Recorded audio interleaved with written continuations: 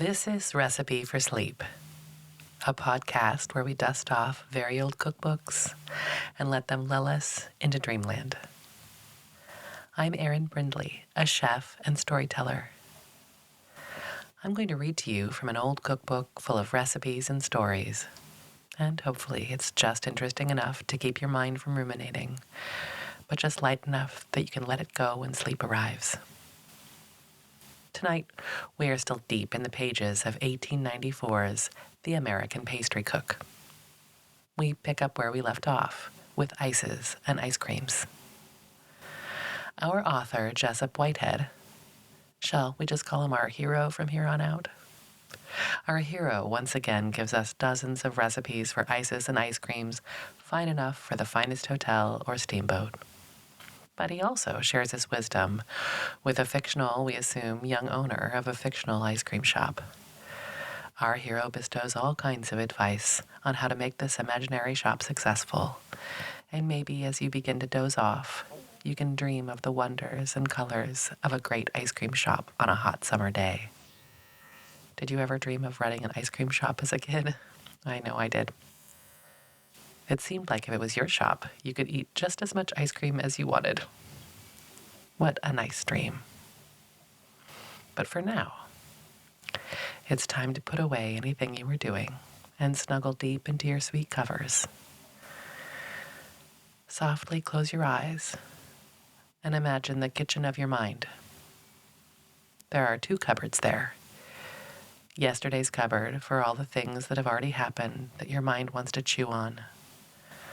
And tomorrow's cupboard for all the things you're going to do or what's going to happen later. It's time to put everything away in those cupboards. Imagine closing each one. You made it to this cozy, quiet time of day where there's nothing to do but listen to me read old recipes to you until you drift off to sleep. Niagara ices. Combination of rich, yellow, frozen custard with a pink sherbet with coconut and oranges. 2 freezers required. 77. Yellow frozen custard. 1 quart or cream of milk. 12 ounces of sugar. 12 yolks of eggs. Vanilla bean or extract to flavor. Boil the cream with the sugar and vanilla bean in it. Beat the yolks light and pour the boiling cream to them. Set on the fire again for a minute. The custard will not froth in the freezer if cooked much, but should be taken off and strained as soon as slightly thickened. Freeze and beat light. 78. Orange and coconut ice. 1 pint port wine. 1 pint of water. 1 pound of sugar. 8 ounces of desiccated coconut. The sugared kind, free from oil, must be used. 4 oranges. 2 lemons. Red fruit juice or coloring. Make a hot syrup of the water and sugar. Slice the oranges and lemons small and throw away the seeds. Put the slices in a bowl with the desiccated coconut.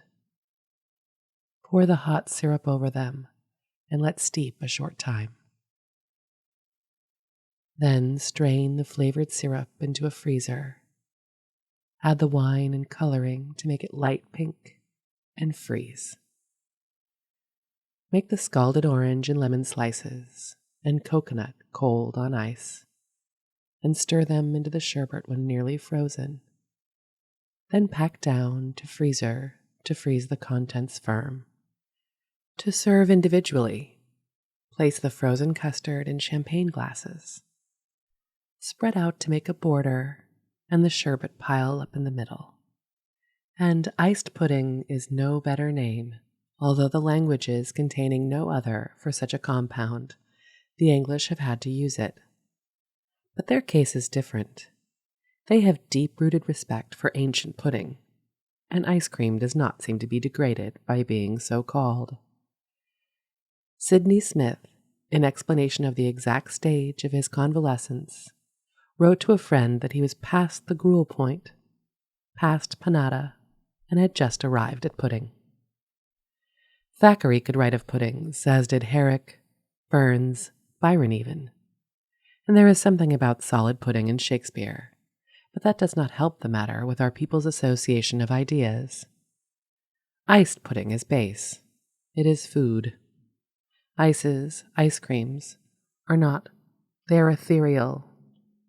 They are delicious. Monotoo ices. Rocky Mountain Scarlet Wild Raspberries in ice and white cream. 2 freezers required. 79. White starch ice cream. 1 quart of rich milk. 12 ounces of sugar. 1 ounce of butter. 2 rounded tablespoonfuls of cornstarch. 4 whites of eggs. 1 tablespoonful of lemon extract. Boil the milk with the sugar in it. Mix the starch in a cup with a little cold milk and stir it in. Take from the fire and put in the butter and beat the mixture till that is melted. Strain, cool, and flavor it and freeze. When nearly finished freezing, whip the whites to froth and stir them into the cream and beat it with a paddle till it fills the freezer and is as light as foam and white as snow. 80. Scarlet Raspberry Ice. 3 or 4 pints of Rocky Mountain wild raspberries. 1½ pounds of sugar. 2 pints of water. 3 whites of eggs. Pick out and reserve about 1/3 of the berries to be dropped in whole into the ice at last. Make a syrup of the sugar and 1 pint of water. Pour it hot upon the larger portion of raspberries in a bowl, then rub them through a strainer together with the syrup and use the other pint of water to help the pulp through and dry. Freeze and add the whites of eggs beaten to froth when nearly finished, and after a beating up again, drop in the whole raspberries and pack down the freezer with more ice and salt to remain till wanted. Serve the white cream in glasses or saucers with the red ice piled in the hollow middle. 81. Frozen fruit in ices. Broadly speaking, it may be said, everybody that likes fruit ices or sherbets likes the frozen pieces of fruit scattered through them as well. But there are differences, which it would be tedious to point in each case depending on the degree of sweetness of the fruit. Strawberries containing little or no sugar will freeze in strawberry water ice too unreasonably solid to be good, while sweet Tokay and muscat grapes, sweet ripe cherries, mellow pears, and the like will never become too hard because the sugar in them prevents it.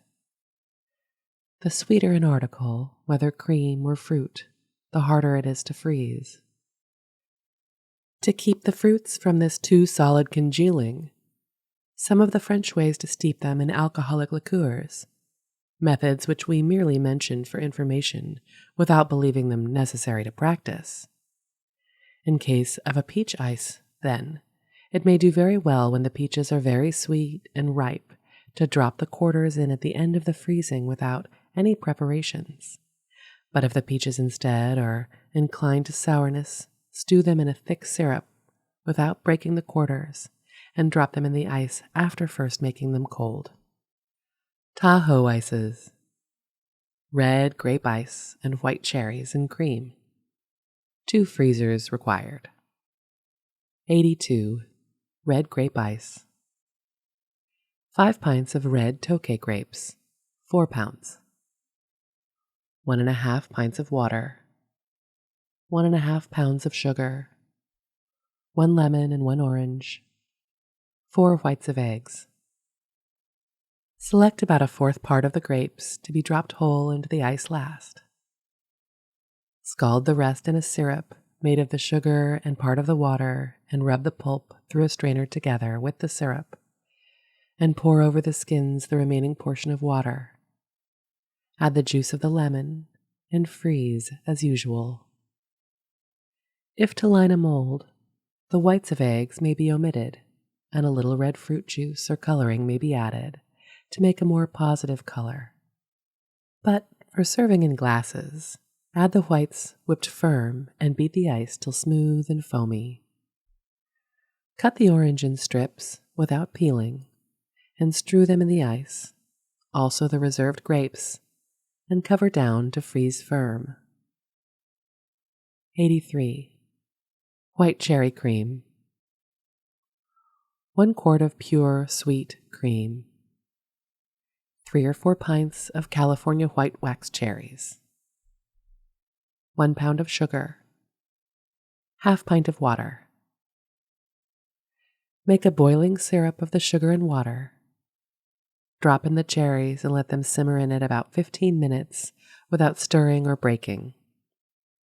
Then strain the flavored syrup into the freezer and set the fruit on ice to be mixed in at last. Add the quart of cream to the syrup in the freezer. Freeze and beat up well. Then stir in the cherries and pack down with more ice and salt.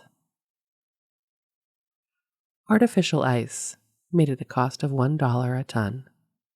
Ice cream, same price. It were a consummation devoutly to be wished. We are thinking not of the finished product after it has left our hands. Perhaps the young gentlemen who take the ladies out on summer evenings would not wish it quite so cheap, but of some easy and perfect process of freezing it, such as is condensed and summed up in the idea conveyed by that rate of cheapness. For few know how difficult it is to get the drudgery of ice cream freezing done properly. None perhaps those who have to oversee its preparation, along with a number of other skill-demanding productions for the hotel dinner. It is of little avail that we make the ice cream or custard or sherbet good and finely flavored if the transformations possible in the freezing process are not skillfully carried out. In freezing, if you know how, you can transform skimmed milk into the semblance of cream, and if you don't, you cannot prevent rich cream from transforming itself into the semblance of skimmed milk. Now, when they get through with it, all that tedious electric light subdivision, perhaps the inventors will subdivide the artificial ice machines so that ice cream can be made in every little house in some less clumsy and imperfect way than the present with ice and salt. The great obstructionists in ice cream making is the lazy yardman, second pastry cook, or other helper who ought to turn the freezer fast and beat the cream thoroughly, and we want an electrical or chemical machine of some kind to supersede him. White mountain ices. Sweet peaches and cream. Put that little lady, the schoolmarm, who once did the copying of some of these receipts, happened to be a White Mountain girl herself, and when she reached this set, she surreptitiously took the name and placed it over another set and called these something else, as if sweet peaches and ice cream was not good enough for the White Mountains, or Green Mountains either, for that matter. Red grapes indeed. Which set she chose for White Mountain ices is something that shall never be told. Who, allow us to ask, is running this? 2 freezers required. 84. Vanilla ice cream. Best. 1 quart of good sweet cream. 8 ounces of sugar. Vanilla flavoring, either 2 tablespoonfuls of the extract or a vanilla bean boiled in a little milk and the milk used to flavor. Use a freezer that will hold twice as much or more. Sweeten and flavor the cream and churn it in a pail with whipped churn until half of it is froth. Pour into the freezer and freeze as rapidly as possible. Then take out the inside beater and with a wooden paddle about 4 feet long, make like a spade in shape but narrow. Beat the ice cream about 15 minutes or until it fills the freezer. Cover down and pack with more ice and salt. 85. Peach ice. 3 pints of peeled mellow peaches. 1 pound of sugar. 2 pints of water. 1 large cupful of bright red currant jelly. The kernels of half the peaches. 4 whites of eggs. The peaches should be choice, yellow or red-fleshed and sweet. Half of them are to be cut in pieces as large as cherries, the other half cooked. Put the water, sugar, peach kernels, and half the peaches on to stew together a few minutes. Mash the fruit with the back of the spoon. Put in the currant jelly, and then press all except the kernels through a strainer. Freeze as usual. Add the whipped white of eggs to the ice, and after beating, also mix in the cut peaches. Line the molds with the cream and fill the center with the peach ice, or serve the cream in glasses or saucers as a border with the peach piled in the middle. Some points on ice cream and other ices. So I said to Johnny, said I, "Johnny, you're stuck with this miserable little ice cream saloon, and the little $75 you put in is gone skywards, don't you know? And you owe a month's rent beside. And here, at the same time, are your dollars that ought to be, and your tens of hundreds sitting along on the hotel piazzas and riding by and walking right by your forsaken little den, but they won't come in. Of course they won't. Why should they when you don't know the first rudiments of the business? Johnny, don't you remember when you used to turn the freezer for 2 mortal hours, enough sight slower than the tick of your grandfather's clock, when you ought to have been done in 20 or 30 minutes, wasting ice and salt, spoiling the cream, and wearing out me? And now you'll go up for want of knowing something. Now if you was dead, for instance, and a smart boy had this instead, it would not be this way. There are bigger resorts than this, don't you know? And some where the confectionaries and all are made under the same roof. But let me tell you, even there the extra fine creams and ices are in a sideshow and are extra charges, and more so at all commoner places until the pastry cook has uncommon ambition to shine. But you take a hotel, and that's got 200 summer people, and there's 2 pastry cooks. But after they've worked a barrel of flour a day, all shapes and other things in proportion, and the weather at that, they don't feel much like spreading themselves on fancy creams and ices. So, it's the same miserable lemon custard and vanilla custard sort of frozen any way to put it through at this hotel and that hotel. And if the people are asked to visit another hotel, they are sure to be treated to the same old thing again. Well, then they go to the cafe and fine restaurant where these things are made specialties. And that's what you ought to be doing now, Johnny, if you knew how. But in the first place, you don't have ice cream on hand half the time, and people, as they pass, say, "Oh, it's of no use. They hardly ever have any there." So they quit coming because they don't like it to be disappointed. You must keep it, if you have to make a pint at a time in a quart cup even, as you easily can if you understand it, and it positively must be always good, always tip-top, if you expect to build up a trade, and it can't be if you make it once a day in the morning and keep it all day and night, for the goodness of it and its smoothness and creaminess, but that gets away when the cream is kept long. Water in freezing will separate from everything else, so that you get a clear ice out of muddy rivers, and the water part of the vinegar will freeze and leave the acid part by itself in the center of the barrel. Just that way, your cream first gets grains of clear ice in it like sand, and by night your customers find rough chunks as big as pipe stems. for the very same reasons good cream cannot be made by letting it stand and freeze itself. It wants rapid work. Quick freezing. Now, Johnny, you begin right. Get you a stout oaken box, with a hoop iron if you can, to pound the ice small in. It will prove the cheapest way in the long run, for you must pound the ice small to do quick freezing and cheap. And no way beats pounding it with an old axe head in a deep box. You may turn your freezer 2 hours and do no good if it only has large lumps of ice just touching it with their edges. It is the salt acting on the ice and releasing the cold by melting it that causes your cream to freeze. And the quicker the melting takes place, through thorough mixing of salt in fine ice, the quicker your cream is done. And coarse salt is better than fine because it won't pack in dead lumps and because it grinds the ice away. We are not caring for strict science, only for the effects as they appear. So the quickest possible freezing is done with snow and ice mixed together.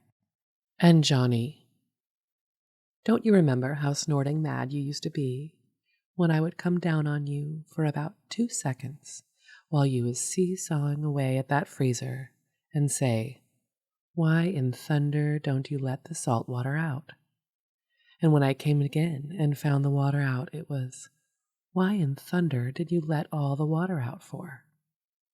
Well, Johnny, I have no meringues in the oven now, and I'll stop to explain. Your cream never freezes much, except where the brine of the melted ice and salt touches the freezer. As the brine rises outside, you will find the freezing mark rises inside. But when there gets to be too much water, the ice rises and floats, and the bottom of the freezer begins to melt again. You want to keep letting out a little water from the bunghole near the bottom of the freezing tub, but not too much. And always keep pushing and packing the ice down around the freezer to keep it solid and touching both bottom and sides. In this way, you can do freezing in 20 or 30 minutes, better than in 2 hours. The amount of salt you want is about 1 bucket of salt to 5 of broken ice. Half fill your freezing tub with the ice first, then begin putting scoopfuls of salt with the ice, and it will work itself down. Always finish off with the top layer of salt. In order to get the little brine, sometimes in the dead of winter, when everything was too cold, I have had to pour hot water on the ice in the freezing tub to start it. These points apply to all sorts of freezers that use ice and salt. The noted cooks across the sea, who invented some of the fine ices that you are going to make after a while, Johnny, never patronized our new patent freezers, but did, and perhaps still do, their fine work with the old kind turned by hand. Cream and its substitutes. And Johnny, you don't need real cream so much as you need a thorough beating. If a man that knew how was to open next door in opposition to you, he might take milk and you might take cream, and soon you will hear customers say, "Ah, the cream next door is the best, and certainly must be made of the purest cream. You can taste it, it is so rich," when in fact it would be a foamy smoothness and delicacy that gave them that impression, while your real cream would be coarse with grains of ice and heavy with sugar. It does not make nearly so much difference how you make your cream as how you freeze it and keep it. Why you may take sweet water ice, especially white cherry ice, or peach ice will do, some kind with a sweet pulp mashed in, and make it according to directions. It will be so white and so soft and foamy. It will increase in bulk so much it can't be told from cream except by melting, which I want to say shows that it isn't the cream itself that makes the quality, since sweetened fruit juice will do so well, and better yet if mixed with cream like our cherries and cream some way back, but the method. So having prepared your cream, custard, or sherbet, put it in a freezer large enough to hold twice as much, and strive to make the ice fill the freezer when done. The greatest help but not the only materials for the purpose, is some raw but light beaten white of eggs. The French cooks, some of them, use what they call Italian meringue, which is boiled sugar syrup made of 6 ounces of sugar poured into 4 whites well whipped. If anyone who has tried has found a difference in effect between that and the raw whites, I will not gainsay their word.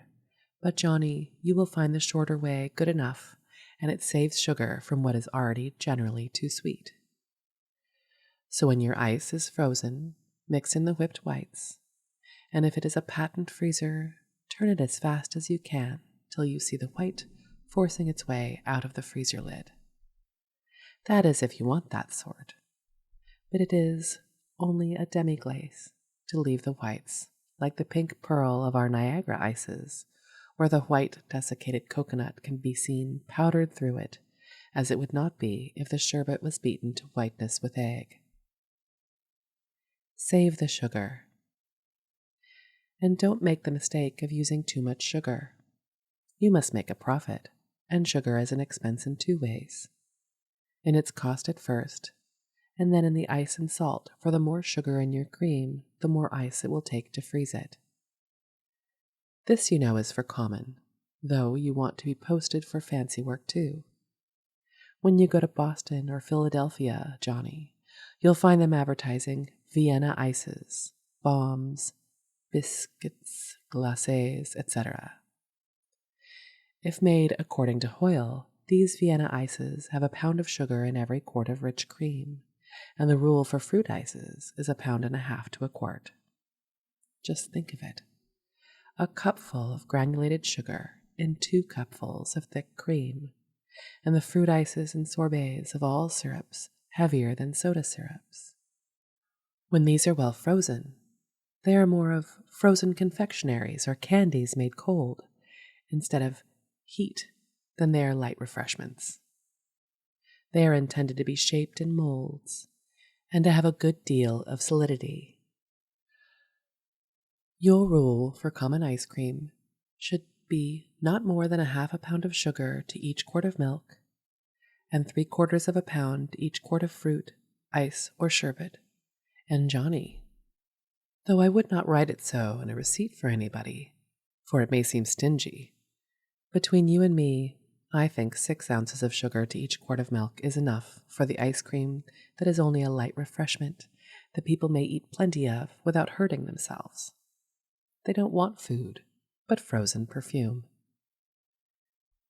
I got a lesson in popular ice cream making when I was a boy that has lasted me for comparison of different fellows' ways ever since at a gaily decorated tent at New Orleans on the levee and facing Tchoupitoulas Street, where their cream was sold as fast as tickets for a circus, handed cut in glasses piled high, 3 or 4 colors and flavors, and as many men freezing and beating, and as many more selling and forever yelling out, "Come up with another freezer on the red," and "Come up with another freezer on the yaller."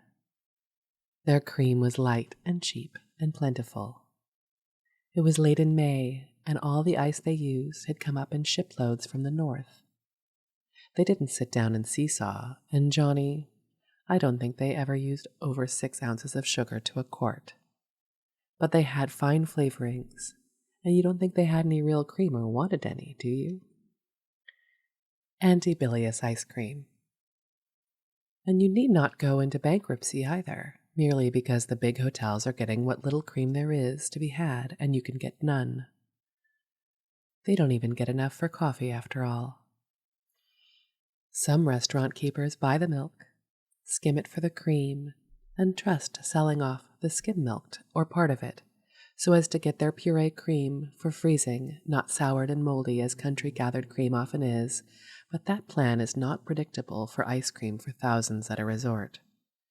Besides, who wants cream? You see these resorts getting more crowded every year, and more hotels and larger ones being built, and that shows that the people find it pleasant living at them, but wouldn't if they had the blues and felt tired and drowsy all the time, as they would be if they were made bilious and dyspeptic with double cream and sugar. There is nothing so bad for the health and spirits as real buttery cream taken at the end of a full meal. Let the country people who have nothing to do but sleep eat the cream. But you want to give resorters light refreshment, and if your wares are well made, they will come again after they have walked and danced and rolled 10 pins.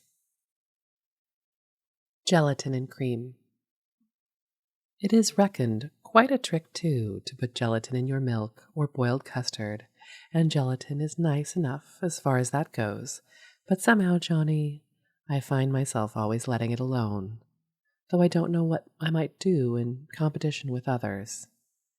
Gelatin gives body to the milk and makes it so it can be beaten up more light and frothy, and the cream with gelatin in will not melt down so quickly.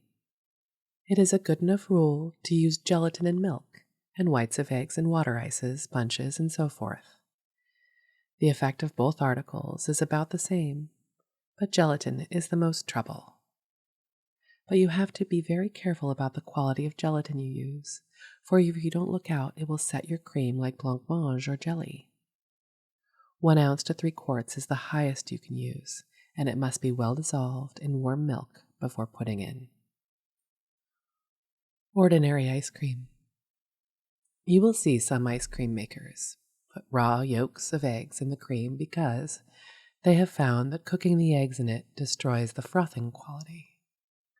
I don't like that either, and I compromise by making a boiled starch custard with scant 1 ounce of starch to each quart of milk and beating 2 or 3, or at most 4 yolks to a quart light in a deep pan and pouring the scalding custard to them, which half cooks the yolks and makes a custard that can be churned to a froth if wanted.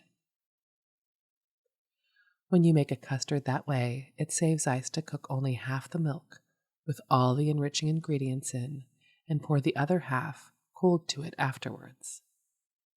When you boil milk, always boil the sugar in it. That will prevent scorching on the bottom. Now, Johnny, brace up and go to work, and when you get as far as molding ice creams for party dinners, we will talk again.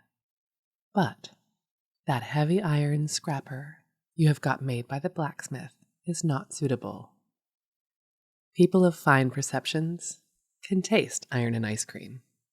Besides, you are liable to drive it through the bottom of your freezer and spoil all. The largest size, flexible palette knife is the best thing to loosen the frozen cream from the sides of your old-fashioned freezer. And for the beating up of the cream, make yourself a paddle of hard wood as long as a spade, but light and narrow, one that you can stand up with and have a good hold on to churn and beat with both hands. Flavoring. Lemon and vanilla are the common popular flavors, and lemon is the commonest of the two. Use of them about a large basting spoonful of the extract to each gallon of cream, remembering, however, that there is the common, the double, and the triple extract, of which latter, of course, less ought to do. When you get to doing a big business, you will have the pleasure of offering your customers a choice of as many flavors of cream as there are of soda syrups. But all flavors, except lemon and vanilla, must be used very sparingly. A teaspoonful of pineapple, strawberry, and pear, and the like, generally being as good as a large spoonful of the others, and of rose extract a few drops may do.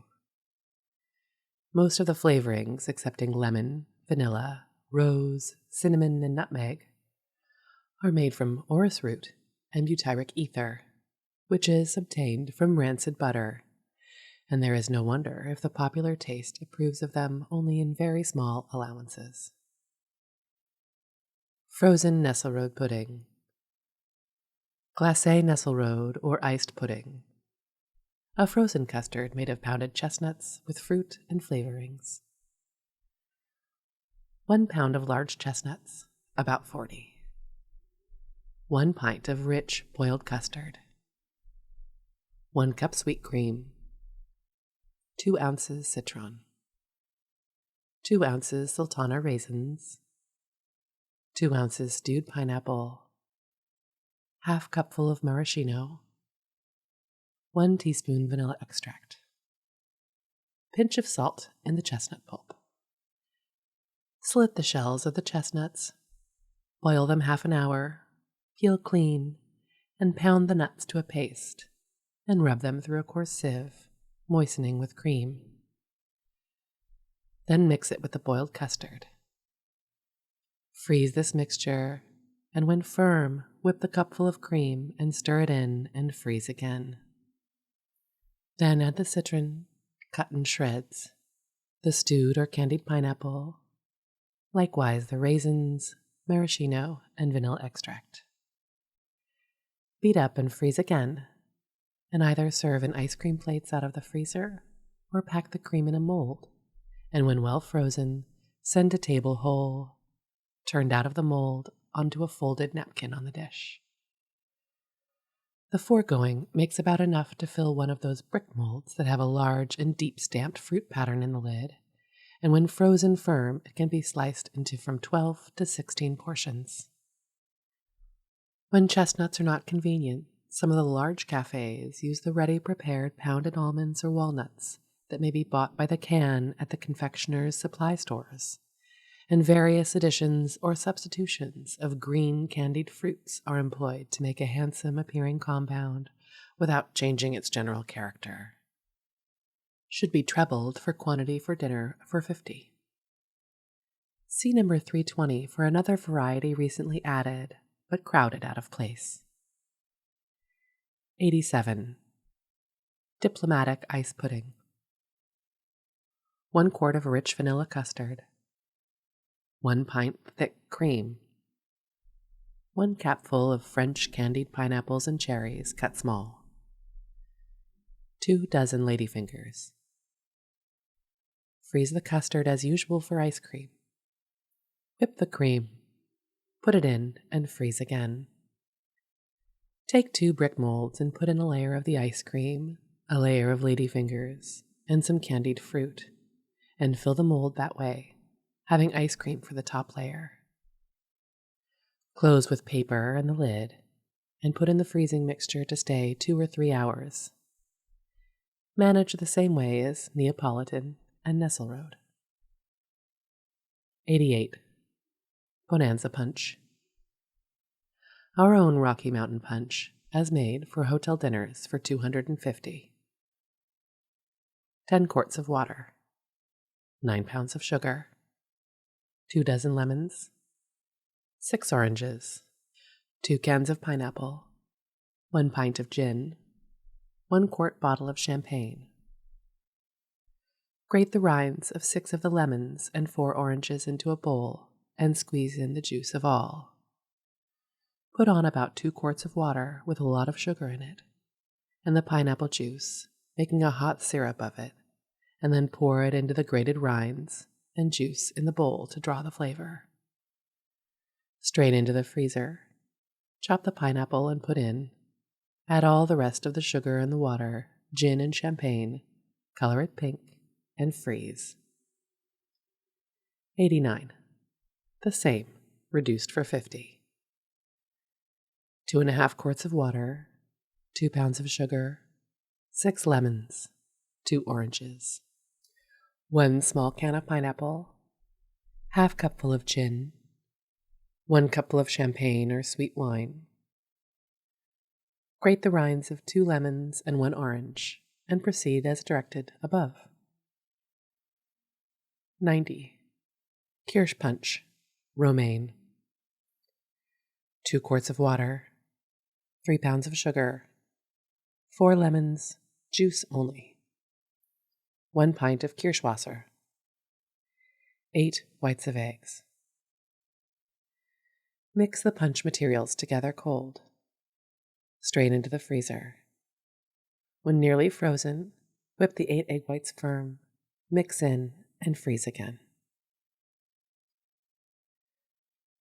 91. Regent's Punch. 1 quart of water, 1 pint of gin, 2 lemons, 1 pound of sugar, 1 pint of maraschino or half as much kirsch, 4 bottles of soda water,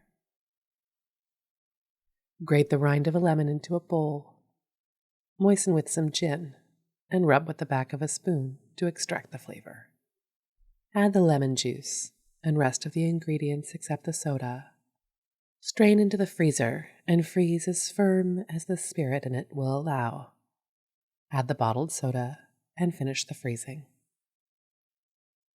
92. Victoria Punch. 6 or 8 oranges according to size. 12 lemons. 3 pounds of sugar. 2 quarts of water. 1 pint of Angelica or other sweet wine. Half pint of rum. 8 whites of eggs. Grate the rinds of half the lemons into a bowl and add the rum, and rub with the back of a spoon to extract the flavor. Squeeze in the juice of all the fruit. Add the other ingredients and freeze. Then whip up the whites, stir in, beat up, and freeze again. 93. Cardinal Punch. A survivor of the old-time spiced wine called Bishop. The same was called Cardinal when made with the best of red wine.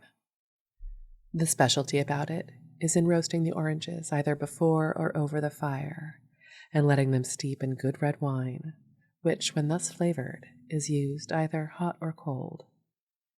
If to be frozen, take 1 quart of wine jelly, calf's foot or gelatin, 1 quart of claret or any good red wine, 1 quart of port, 1 quart of water, 2 pounds of sugar, 4 oranges, 2 tablespoonfuls whole cloves. Bake the oranges brown on a plate in the oven. Make a boiling syrup of the sugar and water with the cloves in it. Drop the baked oranges into it. Add the wine and let remain until cold. Cut the oranges and press them for the juice, and strain the punch into the freezer. Add the jelly or white of eggs for a substitute, and freeze. If in season for red raspberry juice, add some for a brighter color. 93A. Angelica Punch. 2 cups California Angelica wine. 2 cups hot water, a pint. 1 cup sugar, ½ pound. 1 cup stemmed raisins, ½ pound. 1 lemon. 2 whites of eggs and 2 tablespoonfuls of powdered sugar beat in. Chop the raisins. Grate half the rind of the lemon. Squeeze in all of the juice. Pour the hot water to them. Add the sugar and stir until it is all dissolved. Strain the flavored syrup thus obtained into a freezer and rub the most of the raisin pulp through as well. Add the wine and freeze. When nearly frozen, whip the 2 egg whites and the powdered sugar together till thick. Add them to the punch and finish freezing. It is like cream. Serve in stem glasses. 93B. Bisque ice creams. Ice creams with a proportion of the pulp of pounded fruit or nuts added are termed bisques. 93C. Bisque of pineapple ice cream. 1 can of pineapple or 3/4 pound. 2 cups sugar. 4 cups cream. Chop the pineapple small and put it in a bright pan or kettle with the sugar and a few spoonfuls of juice or water to dissolve the sugar to syrup. Simmer at the side of the range a short time. Whip the cream till it is half froth, then freeze it first by itself, because the pineapple added before freezing has a tendency to curdle it. Pound the pineapple and syrup through a colander and mix it with the partly frozen cream and freeze again. It can and ought to be managed to have the pineapple and syrup prepared beforehand to be cold. In making these bisques, it is best not to pound the fruit perfectly fine, but the small pieces, about like grains of wheat, should be perceptible and show that the creams are mixed with fruits and not merely flavored. 93D. Bisque of preserved ginger. 1/4 pound of either preserved or candied ginger. 1/2 cup sugar. Juice of 1 lemon. 4 cups of cream. Cut the candied ginger into very small pieces. Make a hot syrup of the sugar and a few spoonfuls of water and squeeze the lemon into it. Then put in the ginger and let it soften and impart the flavor to the syrup. Put the cream and ginger and syrup all together, freeze, and beat up. 93E. Apricot ice. 3 cupfuls of apricot cut into pieces. 1 cupful of sugar, 8 ounces. 1 cupful of water. The kernels of half the apricots. 2 whites of eggs. The ripest and sweetest apricots, if the fresh fruit be used, should be kept out, 1 cupful to be mixed in when the ice is finished. Stew the other 2 cupfuls and the peeled kernels in the water and sugar for a few minutes. Rub the fruit then with the back of a spoon through a strainer into the freezer along with the syrup.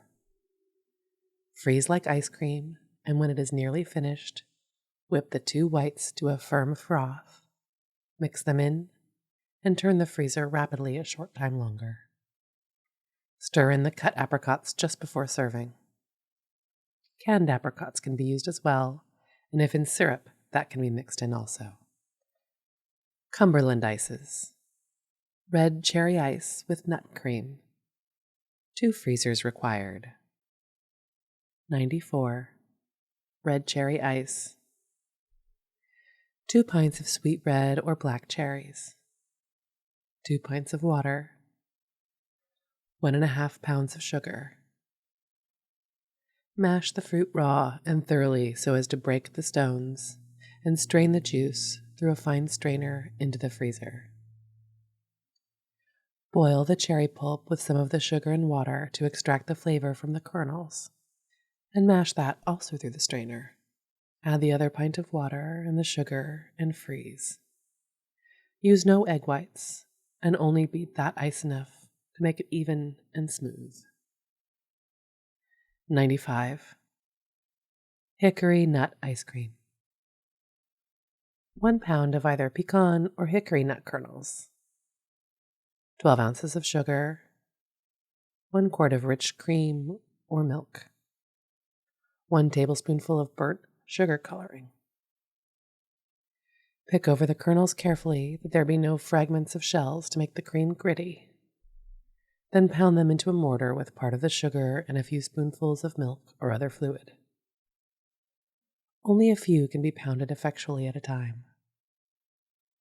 Mix the milk with the pulp thus obtained, the rest of the sugar and caramel coloring enough to make it like coffee and cream, and run it through a strainer into the freezer. Freeze as usual and beat smooth with a paddle, then pack down with more ice to freeze firm. Line the molds with the cherry ice and fill the middle with the cream, or dish the ice as a border in shallow glasses with the cream piled in the center. Cape May ices. Burnt almond ice cream and orange ice. 96. Almond bisque. Take 1 pound of sugar. 12 ounces of sweet almonds. 2 ounces of bitter almonds. Blanch the almonds. Split them and put them in a slack oven to dry and acquire a light yellow color.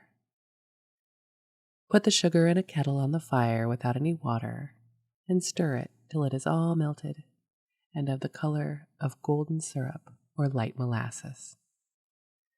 Then put in the hot almonds, stir gently to mix, and pour the candy on a large platter. When cold, pound the candy quite fine. Put it into 3 pints of rich milk. Set it on the fire, and when it boils, add the beaten yolks of 10 eggs. Strain the burnt almond custard thus made into a freezer and freeze as usual and beat light. 97. Orange ice. 3 pints of water, 1 pound of sugar, 5 or 6 oranges according to size, 1 lemon, juice only, if the oranges are sweet, 4 whites of eggs. Make a thick syrup of the sugar and very little water. Peel half the orange. Divide them each in 12 or more by pulling apart the natural divisions and dropping the pieces of orange in the boiling syrup. Grate the yellow zest of the other 3 oranges into a bowl and squeeze in the juice. Then pour the syrup from the scalded orange slices into the bowl through the strainer and keep the pieces on ice to be mixed in at the last. Add the water and the lemon juice to the orange syrup in the bowl, strain, and freeze. Beat in the whipped whites as usual, and when finished, stir in the sugared fruit. This ice is cream white, tinged with the orange zest and juice. Use the burnt almond cream for the outside and fill with the orange ice. 98. Chocolate ice cream. Use only 3 or 4 ounces of the common unsweetened chocolate to a gallon of cream or boiled custard. Chocolate cream is generally too strongly flavored for the majority. The foreign vanilla chocolate is about half sugar and more, of course, can be used. Boil the chocolate in some milk with sugar added. Strain it into the cream and flavor with vanilla besides. Beat the ice cream to make it bright and rich colored. Melted chocolate cannot be mixed at once in cold cream as it sets and makes trouble. It must be considerably diluted first. 99. Coffee ice cream. Make with pure, sweet cream only, and 1 pint of very strong, clear coffee to 3 quarts. Sugar as usual, 8 ounces to a quart. The best coffee for this purpose is made by steeping coarsely ground coffee in cold water overnight and not boiling it at all. Hot coffee from the urn will never answer if taken when fresh made and not inky. Curacao and maraschino ice creams. 100. For combinations with strawberry and pineapple ices, use a cupful of curacao to 3 quarts of cream or custard. Color the cream café au lait with 2 ounces of sugar, burnt to the color of golden syrup and then dissolved in milk. Beat the ice cream to make it gold color. Use the same proportion of maraschino and pure cream and beat the ice cream to whiteness. Sweet dreams.